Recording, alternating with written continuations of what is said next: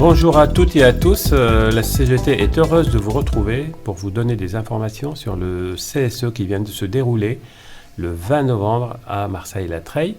Comme d'habitude, nous sommes avec Adeline. Bonjour Adeline. Bonjour Aziz. Alors Adeline, quelles sont les infos du président ?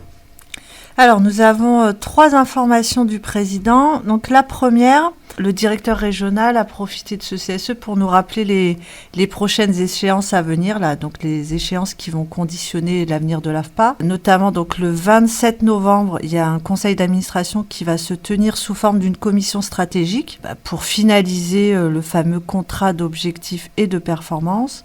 L'envoi de ce COP sera au 8 décembre et le 18 décembre, un nouveau CA pour réception et validation de la feuille de route du COP négociée avec les tutelles. Très bien.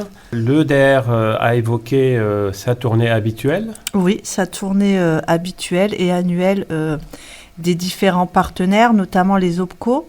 Donc il va rencontrer en fin d'année et début d'année, il nous a donné quelques dates, des OPCO, Randstad aussi, l'agence d'intérim. Il va rencontrer également le GIEC Insertion et Formapos pour promouvoir l'offre de services de l'AFPA. Ok. Donc l'EDR nous a également parlé de la circulaire ministérielle. C'est ça. Donc c'est la circulaire du 5 septembre exactement, donc qui renforce les pouvoirs des préfets, notamment auprès des agences dont l'AFPA fait partie. Donc il a sollicité un rendez-vous auprès du secrétaire général aux affaires régionales du préfet de région, notamment pour évoquer avec lui les missions de service public de l'AFPA en direction des publics les plus éloignés de l'emploi. Donc finalement le DR revient sur ce que la CGT a toujours souhaité, c'est-à-dire être au service des publics les plus fragiles. Alors Adeline, on a entendu parler de la plateforme tertiaire. Qu'est-ce que c'est ? Alors déjà, avant d'expliquer ce que c'est, je pense qu'on va parler du constat qui a amené à cette expérimentation, puisque ça va être une expérimentation. Donc on sait que plusieurs GRN à l'AFPA sont en difficulté. Là, ça va porter exclusivement sur le GRN, enfin les GRN 159-160. Donc sur ces GRN, les formateurs sont en souffrance, les stagiaires aussi, puisque on est sur des multi-produits. Pour un formateur, il y a plusieurs produits, multimodalités, des entrées et sorties permanentes, et c'est difficile dans la gestion quotidienne des groupes pour obtenir une satisfaction d'un côté comme de l'autre. Donc pour pallier ce dysfonctionnement, la direction de l'ingénierie a travaillé sur une réorganisation, une nouvelle organisation pour la prise en charge des stagiaires sur ces GRN. Alors les particularités, c'est que, alors déjà c'est régionalisé.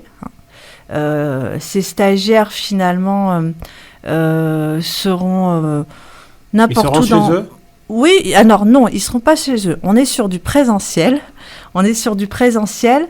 Ce sont les formateurs, tous les formateurs associés à ces GRN seront dans leur centre respectif, leur centre de rattachement, et ils pourront, par exemple, il peut y avoir 3 stagiaires à Gap, 5 à Nice, etc.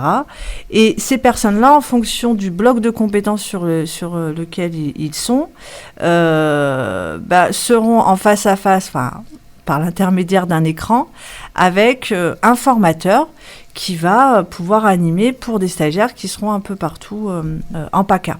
Oui, c'est le principe et c'est vraiment le gros changement. Alors, le gros changement, ça a été testé il y a quelques années sur le même GRN. Là, apparemment, ils s'appuient aussi sur une expérimentation qui a été réalisée dans le Grand Est, à laquelle ils apportent quelques modifications.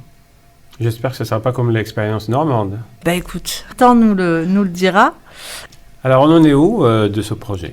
On est à la version 0. La version 0, alors c'est le directeur de l'ingénierie qui nous a présenté ce projet d'expérimentation. Donc aujourd'hui, il appelle la version actuelle la version 0, qui devrait être finalisée début d'année. Donc en début d'année, les formateurs concernés par cette expérimentation vont être invités à un temps de travail pour justement prendre connaissance de toutes les caractéristiques de l'expérimentation et y apporter éventuellement des modifications voilà, pour essayer. Alors, je reprends les termes du directeur de l'ingénierie qui disait l'objectif, c'est qu'on fasse de la qualité. Parce qu'aujourd'hui, on perd beaucoup de stagiaires, beaucoup de financeurs parce que les personnes ne sont pas satisfaites. Une version 1 devrait apparaître. Il n'y a pas forcément d'échéance annoncée. La seule échéance qui a été annoncée, c'est que la direction régionale souhaite que l'expérimentation démarre sur le premier semestre 2026. Nous avons évoqué pendant ce CSE une formation destinée aux formateurs qui accueillent les apprentis. Qu'est-ce qu'il en est ?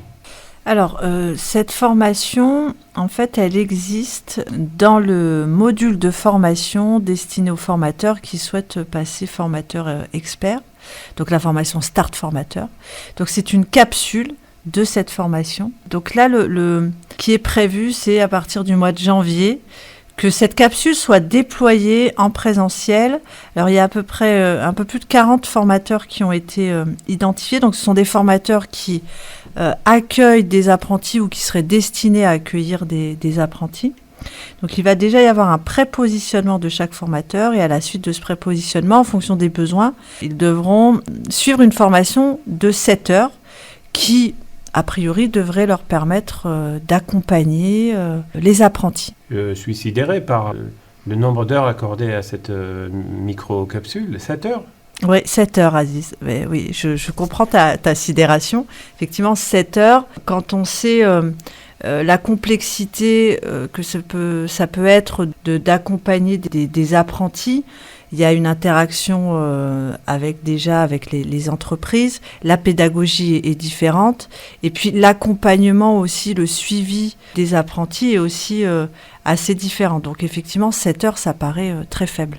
D'autant plus, Aziz, quand on sait que l'AFPA aujourd'hui envisage l'apprentissage pour pallier les pertes de financement public. Donc on s'interroge vraiment sur les moyens que l'AFPA est prête à investir pour pérenniser l'activité.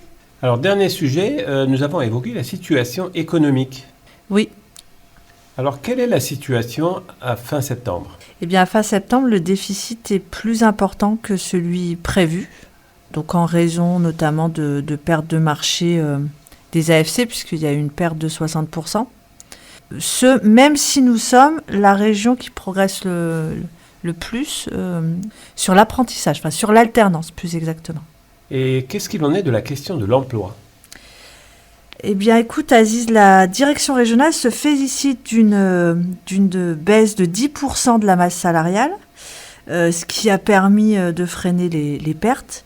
Alors pour la CGT, la question est comment peut-on envisager de développer l'activité de l'AFPA en diminuant les forces vives ? Tu as raison Adeline, nous sommes arrivés au bout de cette restitution.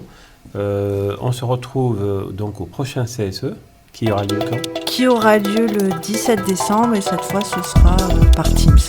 Merci beaucoup à toi. Merci à toi Aziz. À très bientôt. Au revoir. Au revoir.